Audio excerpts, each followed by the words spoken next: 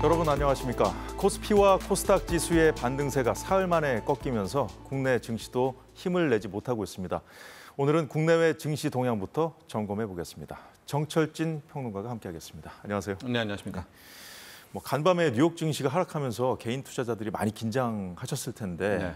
오늘 마감, 하락 마감하긴 했습니다만 낙폭이 크지 않았습니다. 어떻게 보셨습니까? 일단 어제장 뉴욕장 좀 보면은 간밤 11시, 12시에 주무신 분들은 이런 일이 벌어질 거라고 몰랐을 겁니다. 급등세였었고 그때까지만 해도 대장주죠. 엔비디아가 4%대 상승을 하니까 이제 좀 잦아들었나 보다 하고 주무셨을 텐데요. 아침에 일어나 보니까 완전히 상황은 바뀌어 있었었죠. 엔비디아가 5%대 급락. 슈퍼 마이크로 컴퓨터 20% 폭락, 또 필라델피아 반도체 지수 3%대 넘는 급락이 나왔는데요. 다행히도 오늘의 국내 증시의 하락폭은 그리 크지는 않았습니다. 하지만 오늘이 실은 8월 옵션 만기일이거든요. 좀 어렵기는 하지만 한 달짜리 머니게임을 한 것이고 오늘의 결제를 치는 날이기 때문에 오늘 하루는 실제로 어떤 방향성이 있다기보다도 큰손, 외국인 투자자와 기관 투자자들이 저마다의 마지막 포지션을 지키기 위해서 좀 왜곡이 되는 하루입니다. 그래서 진정한 방향성은 오늘이 우리가 덜 빠졌네, 여기에 좀 포커스를 맞추기보다는 내일부터 나오는 방향성이 더 진짜다 이렇게 말씀드리고 싶고요. 한 가지 좀 안타까운 것들은 이런 만기일이라든가 변동성 장 속에서도 외국인들의 수급, 현물, 한국 주식을 사느냐에 대한 문제가 굉장히 중요한 초점이었었는데요. 오늘도 또 5천억 넘는 순매도가 나오게 되면서 며칠째죠, 지금? 그렇죠. 지난주 금요일, 월요일부터 이어졌던 그 폭락세 이후에 제대로 된 순매수가 지금 안 나오고 있어서 자, 걱정은 오늘 밤에 그러면 안 되겠지만 뉴욕 증시가 또 한 번 요동을 친다거나 하락 급락이 나오게 될 때는 오늘 안 빠졌잖아요. 덜 빠졌잖아요. 이것까지도 또 반영될 수 있는 그런 우려도 함께 남아 있습니다. 일단 오늘 옵션 만기일이기 때문에 좀 낙폭이 크지 않았다 이런 진단을 해주신 건데, 전 내일 상황을 보려면 이제 오늘 밤에 이제 또 뉴욕 증시 상황을 봐야 될 텐데요. 일단은 뉴욕 증시 얘기도 해주셨습니다만 국내 증시 이제 하락으로 반전된 그 원인을 좀 하나하나 좀 따져보죠. 아마도 우리가 하락으로 반전됐다라니까 최근에 전체적인 세계 주식시장이 폭락한 원인을 좀 짚어보고 이야기를 풀어가면 이해가 빠르실 것 같습니다. 지금 많은 투자자들이나 경제 관련 사람들이 좀 답답해하는 것은 엄청난 폭락, 가령 월요일 날을 돌아보면 시장이 8% 넘게 폭락했잖아요. 사이드카, 서킷 브레이커가 다 걸렸던 그런 하루였고 낙폭으로만 보면 대한민국 역사상 가장 컸었는데 문제는 그 어떤 위기도 현실화된 것이 없었다는 점이 더 우리 고개를 갸우뚱하게 하는 겁니다. 과거에 이 정도의 낙폭, 패닉셀이 나오려면 뭐라도 하나를 보여줘야 이게 나올 텐데 현재 크게 네 가지입니다. 첫 번째는 미국이 이제 경기 침체에 빠졌다. 앞으로는 경기가 무너질 거다. 두 번째는 일본의 금리 인상으로 시작돼서 엔 캐리 트레이드, 엔화를 빌려서 투자했던 것들이 이제는 다시 일본으로 돌아가야 된다. 청산, 엔 캐리 트레이드의 청산 우려다. 세 번째로는 AI 버블이다. AI 반도체 기술 좋다 하지만은 이걸로 돈 못 벌지 않느냐. 이거 거품이다. 하고 마지막 네 번째가 가장 관심이 많죠. 이란이 이제 곧 이스라엘에 대해서 보복할 텐데 이번에 보복은 사뭇 다를 것이다. 거의 제5차 중동 대전이 될 것이다. 이런 전쟁이 될 것이다라는 우려 때문에 이 네 개 때문에 폭락됐다는 건데 솔직히 말씀드려서 이건 폭락 후에 전문가 분들이 이제 모여가지고 리스트업을 한 것이지 솔직히 뭐가 이 중에서 핵심 이유인지 또 이거 외에 또 뭐가 있는지 이것은 현재까지는 파악할 수가 없습니다. 그래도 이것이 후보군에 있기 때문에 우리의 자세는 이 악재들을 하나씩 확인하고 이제 지워가는 이런 과정은 필요할 것 같습니다. 이번 폭락을 설명해 줄 수 있는 정확한 정답은 없다는 말씀이네요. 아직까지는 정답을 내긴 힘들죠. 그렇군요. 자, 코스피 최근 흐름을 좀 짚어보겠습니다. 검은 월요일이었죠. 5일 날 폭락한 뒤에 연이틀 상승을 했고 그리고 오늘 코스피는 0.45%, 코스닥은 0.44% 하락 마감했지요. 그런데 일본 니케이 지수를 보면요. 니케이는 코스피보다 회복 탄력성이 좀 나아 보이거든요. 네. 이 현상을 어떻게 해석하시나요? 일단 일본이 이제 실제 앞서 말씀드렸지만은 요번에 하락 폭락 원인 4가지 중에 한 가지를 일본이 책임지고 있지 않습니까? 예. 엔캐리 트레이드의 청산, 일본의 금리 인상을 했던 그것의 원흉이 또 일본 중앙은행 일본이었었는데 예. 그것 때문에 가장 큰 매를 맞았었죠. 아 이제 엔화 강세가 오고 나면 속속 이제 뭐 엔캐리드 자금들이 일본으로 오겠다 그런 예. 거였었는데 그 일본은행의 부총재가 네. 어제 상당히 좀 의미 있는 발언을 합니다. 실은 지난번 통화정책회의에서는 일본 중앙은행이 이제 금리 인상의 시작이다라는 이야기를 했거든요. 예. 이번엔 0.25% 인상이지만 더 올리고 더 올리고 더 올릴 거야. 그런데 어제 같은 경우에는 부총재가 나와서 이런 상황에서는 금리 안 올릴 거야. 예. 이렇게 하니까 일본 같은 경우에는 상당히 반사액이 컸겠죠. 주범이었던 엔캐리드 청산 우려를 스스로 해결했으니까. 주가 하락에 발을 뺀 건 아닌가요? 그렇게 봐야 될까요? 아니요. 그런 계속 뭐 하락이라든가 이런 우려는 남아 있지만 어. 일시적으로 회복 탄력만 놓고 보면 이제 그 발언이 굉장히 좀 일본 증시에는 더 크게 작용을 했다 이렇게 보여줄 수가 있겠고요. 우리와 비교해서 상대적으로 일본이 더 선방을 하고 선전을 하고 우리 코스피 코스닥이 더 못하고 뭐 세계 하락률 2위 이렇게 기록한 것은 예. 앞서 말한 그 4가지 쪽과 연관을 지어 보시면은 왜 우리만 이렇게 매를 두드려 맞지가 이해가 되시는데 앞서 4가지 중에 첫 번째가 미국의 경기 침체잖아요. 예. 우리가 요즘에 중국보다 미국의 수출을 더 많이 하지 않습니까? 미국이 무너지면 한국 수출도 힘들겠네라고 해서 이제 더 매를 받게 된 것이고요. 세 번째 아까 이유가 AI 거품론이었지 않습니까? 예. 우리의 주도주가 실은 AI 반도체, HBM으로 설명되는 뭐 SK 하이닉스, 한미 반도체, 또 삼성전자였었는데 AI가 반도체가 거품이라면 가장 먼저 실제로 가장 먼저 타격을 받아서 뭐 하이닉스 같은 시가총액 2위가 10%씩 2번을 빠지고 뭐 말도 안 되는 장이었었지 않습니까? 그랬기 때문에 AI 거품론에서의 또 직격탄 아마 예. 이런 것들 때문에 코스피가 훨씬 더 낙폭, 폭락폭이 크지 않았나 이렇게 보고 있습니다. 지금 코스피 낙폭이 상대적으로 컸다는 말씀 해주셨는데 자 오래전부터 지속돼 온 지적이긴 합니다만 국내 투자자들 사이에서는 코스피는 세계 증시가 오를 때는 조금 오르고 네. 내릴 때는 확 떨어지는 그렇다는 불만 이번에 더 크게 들리거든요. 네. 그런데 구조적인 문제, 뭐 이야기가 한두 가지겠습니까? 왜 이렇게 코스피가 할인을 받는가, 뭐 디스카운트 받는가, 저평가인가, 왜 모순인가? 이걸 해결하려고 당국은 밸류 업 프로그램이라는 것도 나오게 됐는데 네. 한두 가지가 아니지만은 뭐 여러 가지 차원에서 보면 수급 쪽에서 보면 파생 시장, 선물 옵션이 너무나 강해서 이쪽의 머니 게임이 현물을 짓누른다. 뭐 이런 이유도 하나가 있고요.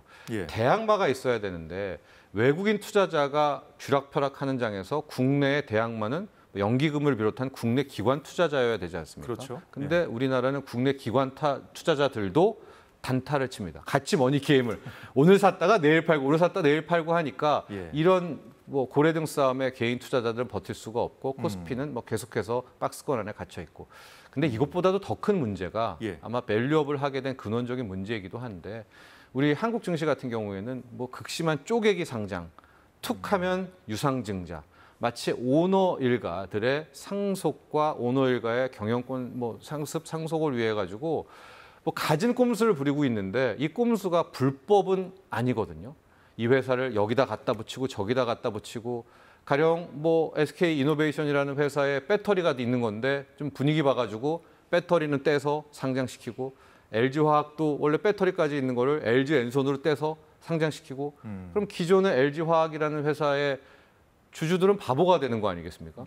그럼 새롭게 상장한 또 그럼 LG 에너지 솔루션은 잘하느냐? 그것도 못하고 그럼 누가 가장 혜택을 받느냐? 오너 일가만 계속해서 혜택을 받는. 아마 이런 것들 때문에 구조적인 저평가를 받고 있는 건데 이걸 해결하려고 밸류업 프로그램도 가동하려고 하고 있지만은 글쎄요. 지금 행태들을 좀 보면 정부가 추진하려고 하는 이 밸류업들의 기업들이 전혀 그렇게 호응을 하지는 않고 있는 것 같거든요. 그렇다면은 당국에서는 당근으로만 좀 해결하려고 하는데 예. 적어도 이런 상황이라면 이제 좀 채찍 좀 들어야 될 것 같고 정치권에서도 지금 이슈가 되고 있는 상법 개정안 같은 것들도 네. 적극적으로 타진해야 된다고 봅니다.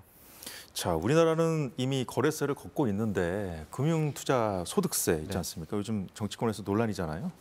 자, 이 금투세 문제는 어떻게 보십니까? 그렇죠. 이제 금투세 같은 경우 저는 기본적으로 이제 금투세, 주식은 거래세와 차익에서 얻는 양도세 부분이 있고요. 선진 증시는 대부분 다 거래세는 없고 양도세 위주로 갑니다. 그러니까 우리나라, 우리 한국 증시도 결국 우리가 선진 증시가 맞다면 이 방향으로 가는 게 맞는데 이것은 모양만 금투세라는 선진 증시로 가는 거고요. 이미 내부는 정말 후진국적인 정말 좀 썩어 있을 정도로 안 되고 있거든요. 아까 여러 가지 문제 좀 짚어주셨죠. 맞습니다. 순서상을 놓고 보면 저는 이 내부의 한국 증시의 저평가 요인들에 대해서 단호하게 먼저 구조 개혁을 한 후에 그리고 금투세를 가는 게 맞지 않는가 이제 이렇게 하고 있습니다. 그러니까 큰 틀에서는 금투세의 방향성은 맞지만 과연 현재 한국 증시에서 금투세를 우리가 감내할 만큼 그리고 금투세를 시행할 만큼 우리가 선진 증시인가? 그건 아니라고 보여지고 있거든요. 그러니까 금투세를 당장 시행하기에는 기초 체력이 안 돼 있다. 그렇죠. 구조가 이미 모순투성이다라는 부분이 있어서 정치권에서 부디 좋은 해법을 내기를 기대해 보겠습니다. 자, 미국 증시 뭐 간간히 말씀해 주셨습니다만 지금부터 좀 더 들여다보겠습니다. 간밤에 뉴욕 증시 주요 주가 지수가 모두 하락했거든요. 장 초반에 아까 말씀하신 대로 상승했었습니다만, 자, 지수를 흘러내리게 한 요인들 좀 더 좀 면밀히 따져보죠. 어떤 점 앞서 이제 네 가지 중에서 간밤에는 첫 번째가 좀 컸던 것 같아요. 미국의 경기 침체, 경기 둔화. 왜냐하면 10년물 국채 금리 입찰이 있었는데 사람들이 안 받아가요. 그러니까 미국 경기도 이제 미국 국채도 못 믿겠다. 미국 경기 뭐 침체되는 거 아니야? 뭐 이런 수준의 이제 해석일 수도 있을 것 같은데 이게 이제 정답은 그 누구도 아닙니다. 그리고 저는 이제 아직도 남아있는 이슈 중에 하나가 8월 12일이 될지 13일이 될지는 모르겠지만 이란의 보복 공격이 있잖아요. 그러니까 큰 손들 입장에서는 지난번에 이란의 보복 공격은 그래도 잘 끝났지만 이번에는 실질적으로 이란 쪽이 받았던, 그러니까 이 이슬람이 받았던 타격이 크죠. 테헤란 자신들의 수도에서 하마스의 최고 지도자가 암살을 당한 것이기 때문에 그 보복 강도, 또 보복만 있겠습니까? 그럼 이스라엘이 또 반격을 하겠죠. 거기까지를 확인하려는 또 그런 모양새도 간밤에 계속해서 작용하고 있는 것 같다. 그러니까 앞서 말한 그런 네 가지 중에서 엔캐리 트레이드를 제외한 것들이 또 복합적으로 작용했다고 보는데요. AI 버블론도 같이 있었겠죠. 그러니까 이제 반도체주들이 폭락을 한 건데, 다만 저는 이런 생각도 좀 해봅니다. 지금 주식을 던졌던 큰 손들이 있을 거 아니에요. 큰 손들이 보통 이렇게 한번 투매를 하고 다시 매수를 할 때까지는 자신들이 원하는 요구사항을 다 관철시킨 후에 저는 뛰어든다고 보고 있거든요. 요구사항이라면 어떤 것들이 있을까요? 저는 조심스럽지만 긴급 금리 인하를 요구하고 있는 것이 아닌가 보여지고 있습니다. 미 연준에. 물론 경제학자, 투자 전문가들 사이에서는 만에 하나 여기에서 연준이 9월 FOMC 회의가 아니라 바로 긴급 회의를 열어서 금리를 내린다면은 이게 더 악재다. 얼마나 안 좋으면 긴급 금리 인하를 할 거야. 그래서 절대 긴급 금리 인하를 하면 안 된다라고 보고는 있지만 만에 하나 주가 상황이 여기에서 한 번 더 전저점을 또 깨는 패닉셀이 나오게 된다면은 저는 이것은 거의 확실하게 지금 메이저 큰 손들은 연준한테 금리 인하를 바로 그러니까 9월 못 기다리고 8월에 뭐래도 하기를 원한다라고 보고 있어서 저는 아마 재료적인 측면에서 저도 신이 아니고 누구도 모르겠습니다만 만에 하나 또 전저점을 깬 그런 상황들이 패닉셀이 한 번 더 나온다면 그걸 구할 방법은 연준밖에 없지 않을까, 저는 그렇게도 바라보고 미국 있습니다. 연준이 금리 인하를 어떻게 할 것인가, 거기에 영향을 주는 그 요인들이 많이 있지 않습니까? 그중에 뭘 들여다봐야겠습니까? 일단 다음 달 초에 있어요. 금요일 날 이제 다음 달이니까 8월에 비농업 부분 고용 지표들이 나오게 되겠고 이번에 나왔던 핵심적인 부분들 실업률들을 좀 봐야 되는데 이번도 엄밀히 말하면 4.1에서 4.3%의 실업률 상승이었었는데 이게 폭락을 하니까 샴을 불러들여서 샴의 법칙 뭐 이렇게 이야기를 하는데요. 만에 하나 정말 9월 첫 번째 금요일 날 실업률이 한 5%가 나와버리면은요, 이제 인정해야죠. 미국 경기 침체다. 그런데 저는 굳이 그때까지 안 가더라도 판은 좀 정리가 될 수 있을 것 같거든요. 그렇기 때문에 미국 경기 침체 같은 경우에는 매주 나오는 신규 실업 청구 건수를 좀 보고 결정타는 9월 첫 번째 주 금요일 날 나오는 비농업 부분 고용지표 실업률을 확인하시면 될 것 같은데 계속 말씀드리지만 저는 연준이 이렇게 느긋하게 있을 상황은 아닌 것 같고요. 오히려 지금은 연준이 나설 때다. 나서는 게 저는 시장의 불안감을 조성하는 건 아니다. 이런 쪽에 있습니다. 그렇군요. 자, 엔비디아가 5% 넘게 하락한 점 지적을 해주셨는데 필라델피아 반도체 지수도 3% 넘게 급락했어요. 이 부분을 언론이 주목하더라고요. 그렇죠. 앞서 이제 맨 처음에 왜 폭락했나요 했을 때 그 네 가지 중에서 세 번째가 바로 AI 거품론, AI 버블론 아니었었습니까? AI 반도체는 저렇게 많이 잘 팔리고 사람들은 투자를 해서 짓고 AI 반도체 관련주들의 밸류에이션이라고 하죠. 50년치, 60년치, 70년치를 현재 주가에 반영을 하는데 이제 각성을 하게 된 거죠.